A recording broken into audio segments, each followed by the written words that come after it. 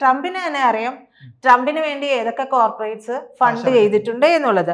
അപ്പൊ ഇപ്പൊ ട്രംപിനെ മാറ്റിയിട്ട് JD വാൻസ് ഉണ്ടല്ലോ വൈസ് പ്രസിഡന്റിനെ പ്രസിഡന്റ് ആക്കാനുള്ള നീക്കമാണ് നടക്കുന്നത് എന്നാണ് ട്രംപിന്റെ അനുകൂലികൾ തന്നെ പറഞ്ഞു വയ്ക്കുന്നത്. അതായത് ട്രംപിനെ ഇപ്പോ അനുകൂലിക്കാത്ത അല്ലെങ്കിൽ ട്രംപിനെതിരെ നിൽക്കുന്ന കോർപ്പറേറ്റ്സ് ഫണ്ട് ചെയ്യുന്നതും ശ്രമിക്കുന്നതും ഈ ഒരു സർക്കാരിനെ മറിച്ചിടാൻ ശ്രമിക്കുന്നതും കൊണ്ടുവരാൻ ശ്രമിക്കുന്നതും ഒക്കെ JD വാൻസിനെയാണ്.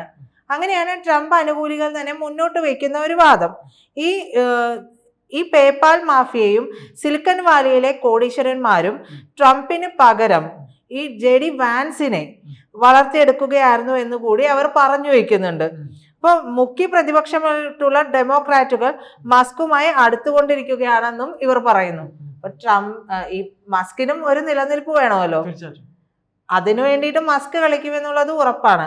അപ്പൊ അത്തരത്തിലുള്ള കാര്യങ്ങളും ഉണ്ട്. അപ്പൊ പ്രസിഡന്റ് ട്രംപ് ജനാധിപത്യത്തിന് ഭീഷണിയാണ് എന്നുള്ളതാണ് പറയുന്നത്. സത്യത്തിൽ ട്രംപിന് കൃത്യമായ രീതിയിൽ എന്തെങ്കിലുമൊക്കെ ഒരു ആശയം വെച്ച് മുന്നോട്ട് പോവാം. ഇത് എന്താ വെട്ടൊന്ന് മുറി രണ്ട് പറയുന്ന പോലെ ട്രംപ് ചെയ്തുകൊണ്ടിരിക്കുന്നത് എല്ലാം ഇത്തരത്തിലുള്ള കാര്യങ്ങളാണ്.